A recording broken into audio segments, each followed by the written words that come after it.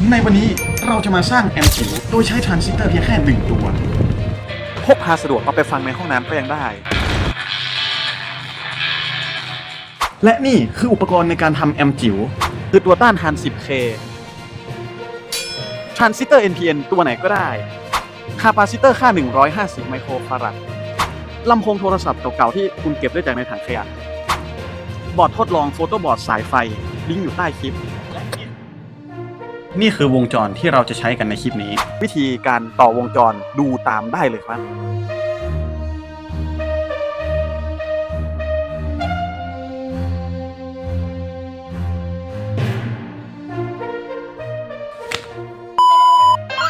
และวงจรเครื่องขยายเสียงแอมป์จิ๋วของเราก็ได้ทำเสร็จเป็นที่เรียบร้อยแล้ว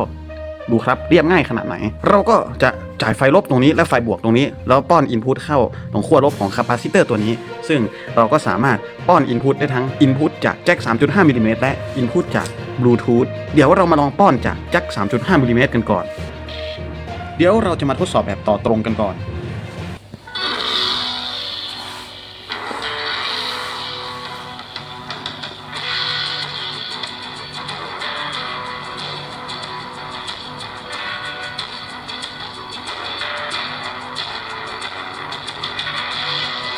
เนื่องจากแอมป์จิ๋วเราในคลิปนี้เราเน้นเป็นการพกพา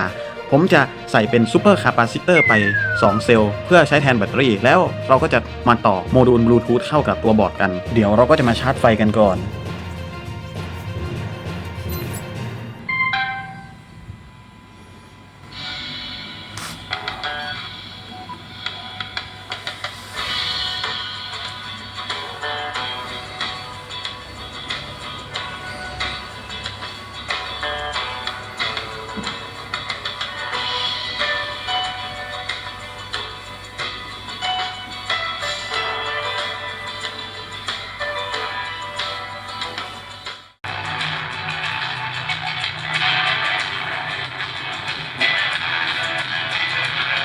พกพาสะดวกเอาไปใช้ในห้องน้ำก็ยังได้เลยเอาละครับก่อนที่เราจะจากกันไปในวันนี้นี่คือสินค้าที่เราได้แนะนำทั้งหมดลิงก์สินค้าอยู่ใต้คลิปเลยนะครับก็จบกันไปแล้วนะครับสำหรับแอมป์จิ๋วของเราในวันนี้สามารถพกพาได้อย่างสะดวกเลยนะครับแม้กระทั่งเอาเดินเข้าไปในห้องน้ำซึ่งท่านผู้ชมท่านใดนะครับมีคำถามสงสัยหรือว่ามีคำแนะนำนะครับก็สามารถคอมเมนต์มาใต้ล่างคลิปนี้ได้นะครับแล้วก็อย่าลืมที่จะกดไลค์กดซับกดแชร์และกดกระดิ่งให้กับผมด้วยนะครับแล้วในคลิปหน้าเนี่ยครับผมจะทำอะไรต่อนะครับก็มาเจอกันครับ